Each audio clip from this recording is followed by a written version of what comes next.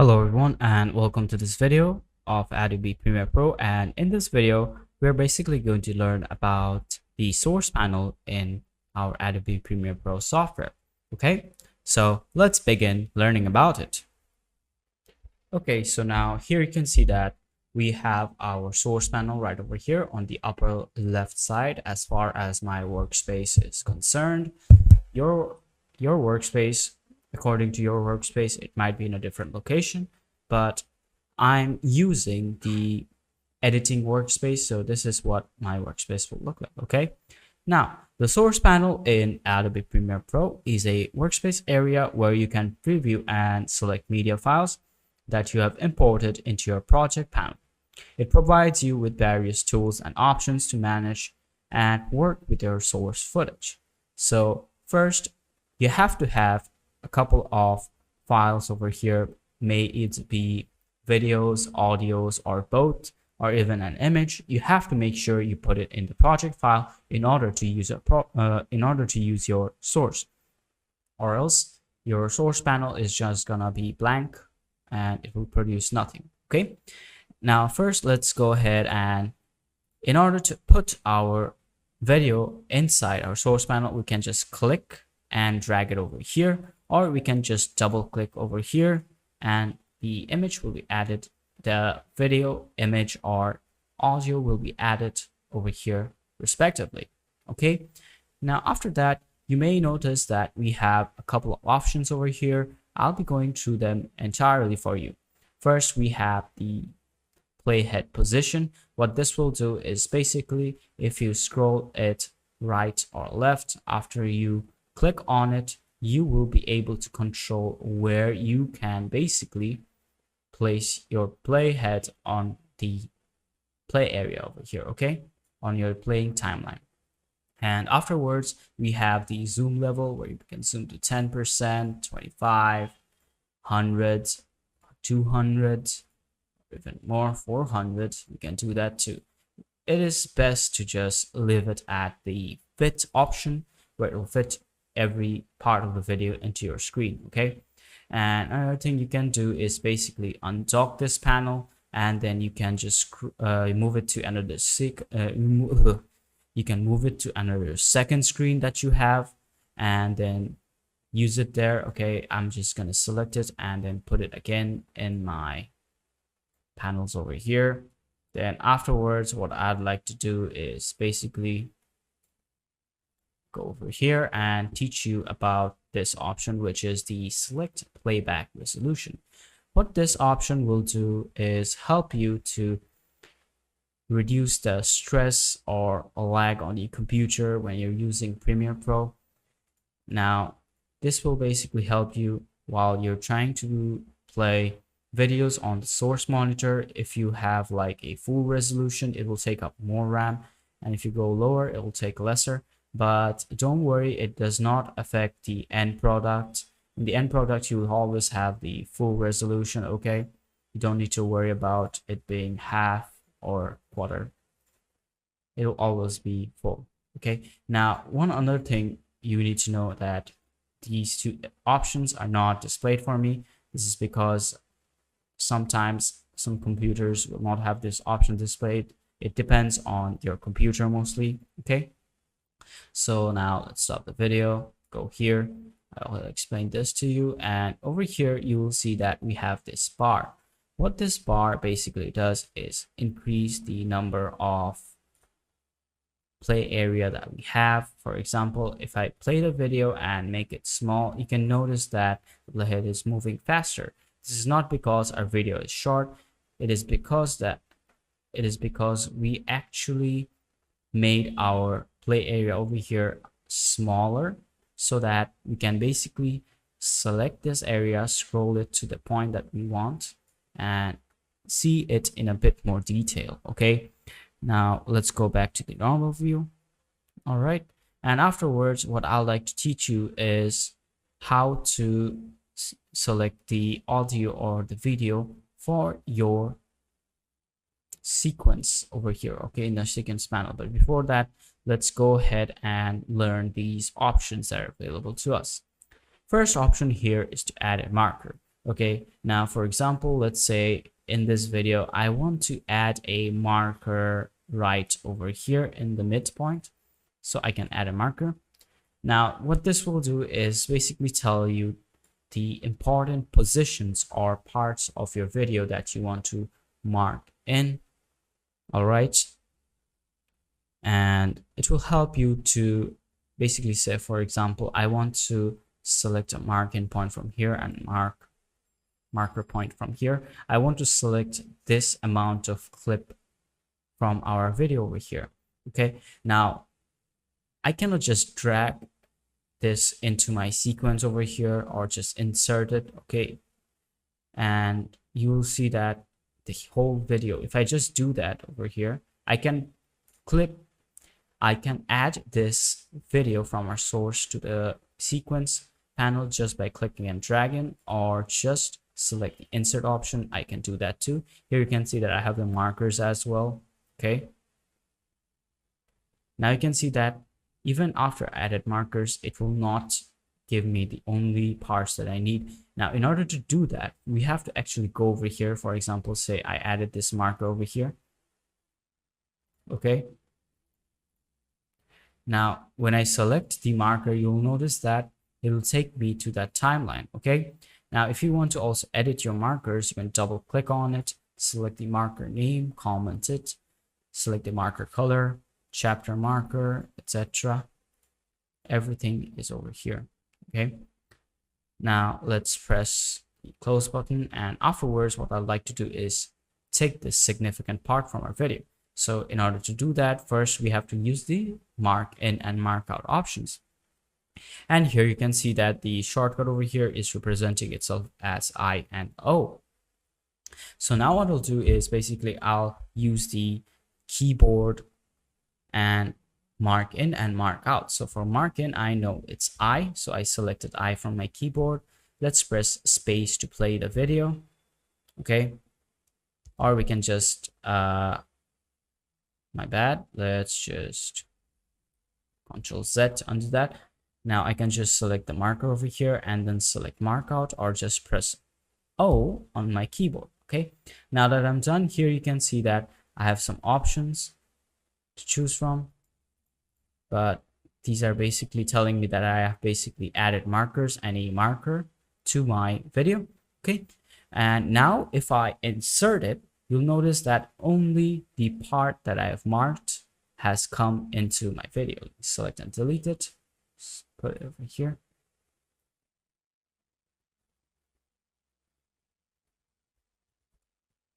Okay, let's do this again.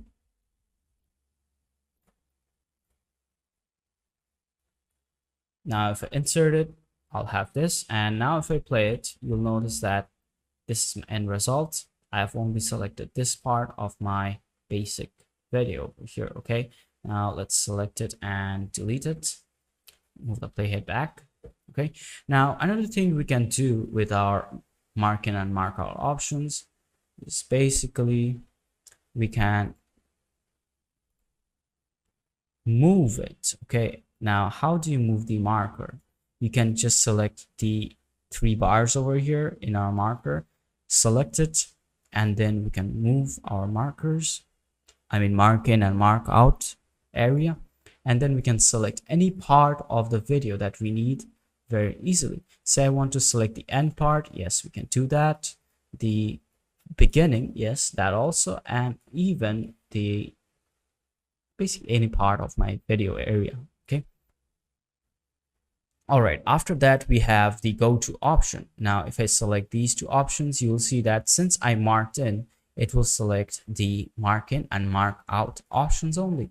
But if I want to remove this mark in and mark out option, I just select the right click option and then select clear out, and now you can see that everything is gone. Okay, now let's just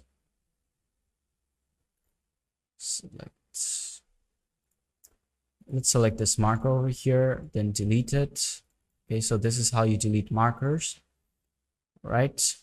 So now what I want to do is basically teach you how to use the keyboard up, left and right keys to move forward one frame or move backward. Now you can see that as I'm pressing the left arrow key, it is moving back one frame at a second. Okay, if I just click and hold, this is what will happen. All right, if I press the up and down keys, up is for the beginning of the video, down is for the end of the video.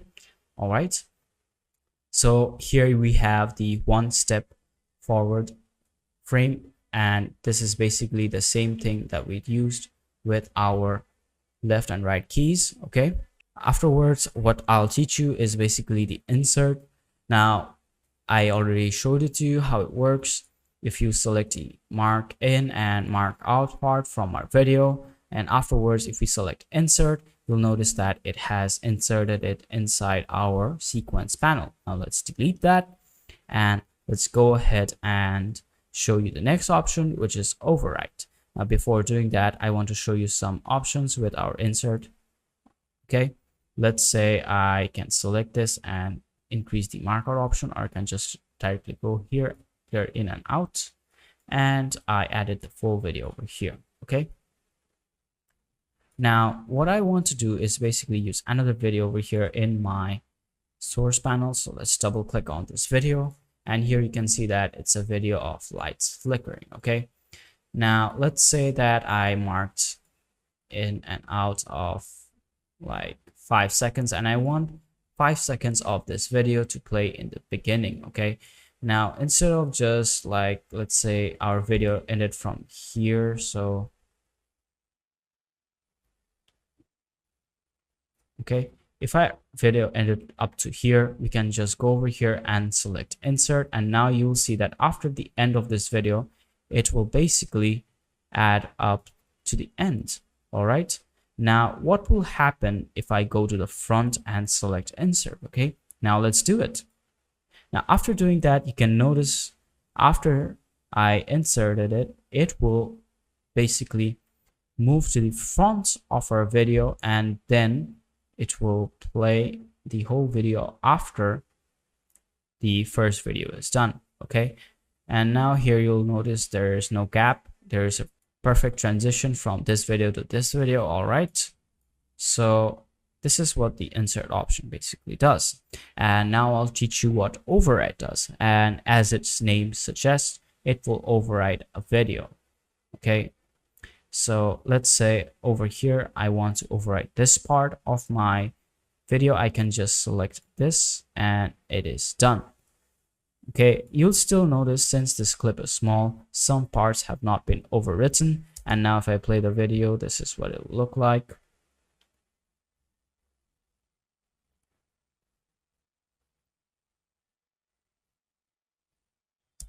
Okay, so this is what override exactly does. It overwrites the video from the source panel to your sequence. Okay, let's press Ctrl Z.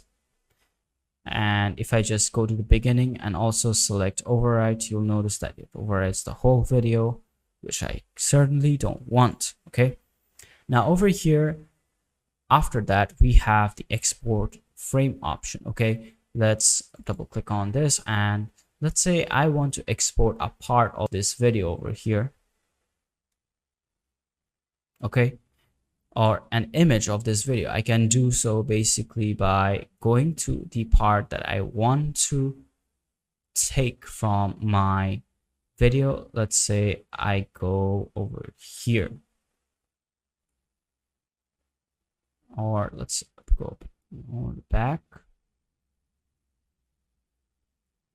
Okay, this is the part I want. Now let's select that, and you can see that the shortcut is Ctrl+Shift+E. And here it is asking me the name for my export frame. This format option over here will basically tell you what format you want. I want to select JPEG, and afterwards you can just browse where you want to put it. I'm going to put it in my desktop, and let's select stills over here and select this folder and then press OK. All right, now I'll just go to the folder where I have the stills, And now you can see that this image is over here. If I double click, okay, there we have it. This is a very high quality image, as you can see, and we can even use this as a thumbnail if you want. Okay, now I'm going to compare this still with the full resolution over here. Let's select the full resolution. Then I'm going to export it again, press OK, and now if I go back to my folder,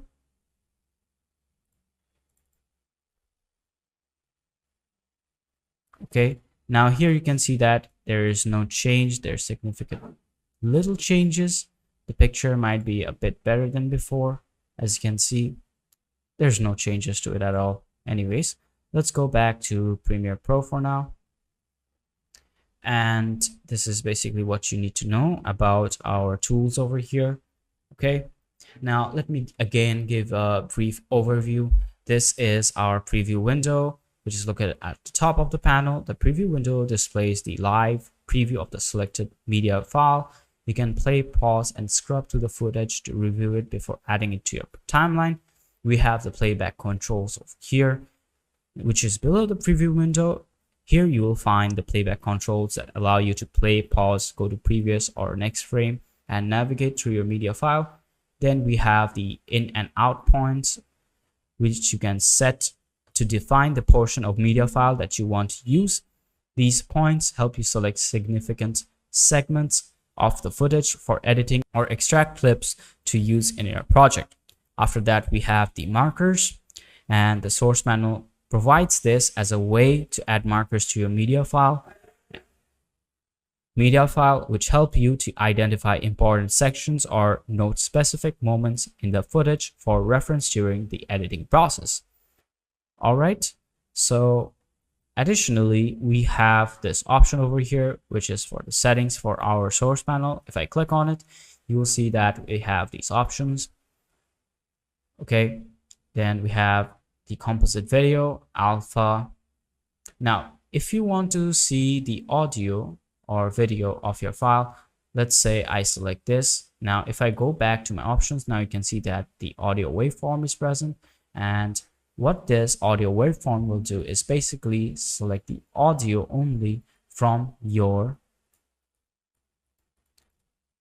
video. Okay, and from here you can see the waveforms, or basically the audio's pattern in the source panel. Now, since this video does not have an audio, this is why it's not working.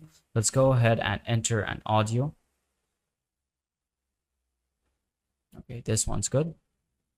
All right, now if I double click on this and then go to audio waveform, now you'll notice that I have some audio over here, and here is showing me that the audio is there, as you can clearly see. Okay, so this is the audio waveform. After that, if I click on alpha, the whole screen will go to white. Then we have the VR option, which you can use if you have a VR video, the monitor ambisonics, and here we have playback resolution, paused resolution, playback, high quality playback, okay, and loop, which will loop your entire video after you just basically ended it. Show transport controls. Now, if I click on show audio time units, you'll notice that the audio time units are basically displayed over here as well. Now, if I basically scroll it, you'll notice that it is playing sound over here only, okay? And if I scroll this part, it's still showing me the sound. Let's go ahead and turn it to a composite video.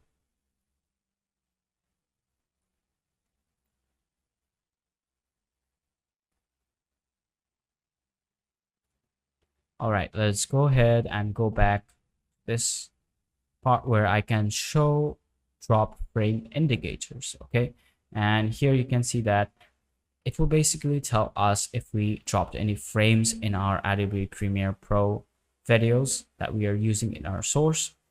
Afterwards, we have the time ruler numbers.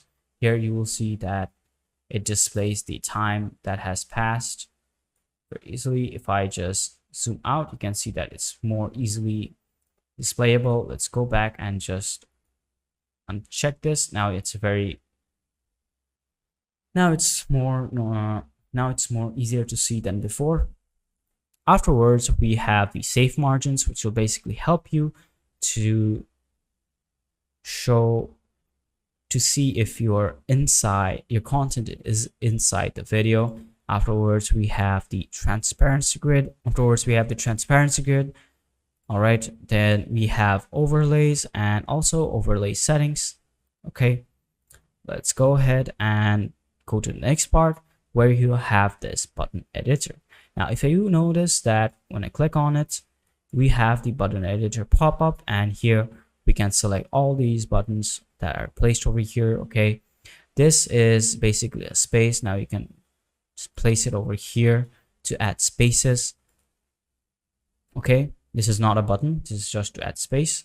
Then we have toggle proxies. We already know this. Safe margins, you can also add it over here so that you don't have to go to settings. Then we have gang, source, and program. You can do that too. After that, we have toggle VR display video. Yes. Loop playback. Yep. Now here we have another option to play video in and out. You can select that. Okay. Then we have go to next marker, go to previous marker, as you can clearly see. You can add that as well.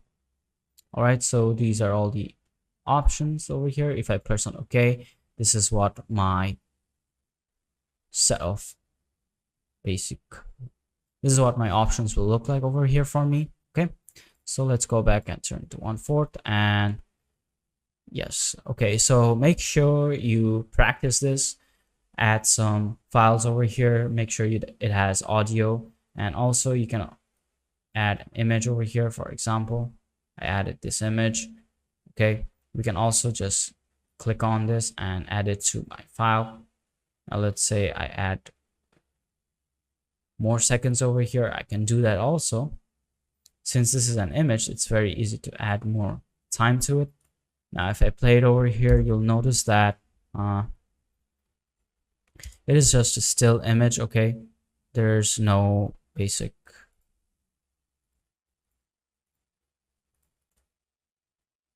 audio or anything over here. It's just a still image. All right, so let's go over here, and all right, so that was all for this video. So I hope you understood how to use the source panel in our Adobe Premiere Pro software. Make sure you practice this by using different files, and then you have to make sure you know the mark in and mark out options, because they will save you a lot of time. Trust me, it is very important to use that. And let's go ahead and reset the layout over here. Press OK. Now it's back to normal, just the way I like it. Okay, so thank you for watching this lesson, and I'll see you in the next video.